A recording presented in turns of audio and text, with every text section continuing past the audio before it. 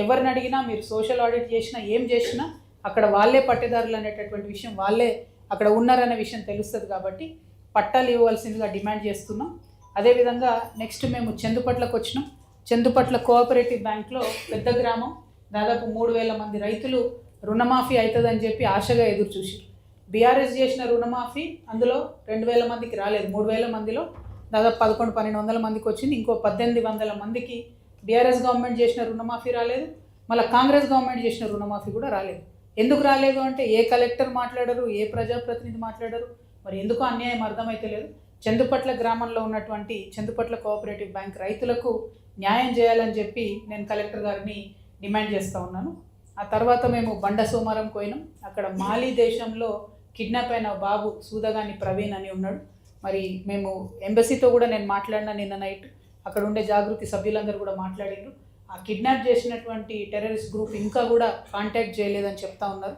ఒక 5 to 10 డేస్లో contact చేస్తారనే ఆశాభావాన్ని వాళ్ళు వ్యక్తం చేసిండ్రు. కాకపోతే ఈ విషయం వదిలిపెట్టకుండా కంటిన్యూస్గా మాలి అంబాసిడర్ గారితో నేనే ఇష్యూని ఫాలో అప్ చేస్తాననే విషయాన్ని కూడా ప్రజలకు తెలియజేస్తూ ఉన్నాము.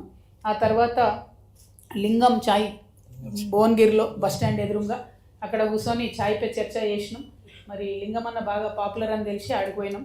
సో చాయ్ పే చర్చలో చాలా మంచి విషయం ఏంటంటే అక్కడ ఉండేటటువంటి డాక్టర్స్ కానీ, సాఫ్ట్వేర్ ఇంజనీర్స్ కానీ, లెక్చరర్స్ కానీ చాలామంది వచ్చిండ్రు. అనేక విషయాలు చెప్పిండ్రు. భువనగిరి డెవలప్మెంట్కి కావాల్సిన విషయాలన్నీ చెప్పారు. ముఖ్యంగా డిగ్రీ కాలేజ్ లేదనేటటువంటి బాధ అందరికీ ఉన్నది. అయితే ఎస్ఎల్ఎన్ఎస్ ఉంది కదా, మరి ఎయిడెడ్ అది అని అంటే అది పూర్తిగా ప్రభుత్వం కాదు కాబట్టి అది గవర్నమెంట్ కాలేజ్ అనే ఫీలింగ్ వస్తలేదు. కాబట్టి గవర్నమెంట్ డిగ్రీ కాలేజ్ కావాలనే ఒక పట్టుదల మాత్రం భువనగిరిలో చాలామంది యువమిత్రులకు కనపడతా ఉన్నది. దాని మీద ప్రభుత్వం ఆలోచన చేయాలని చెప్పి నేను డిమాండ్ చేస్తున్నాను.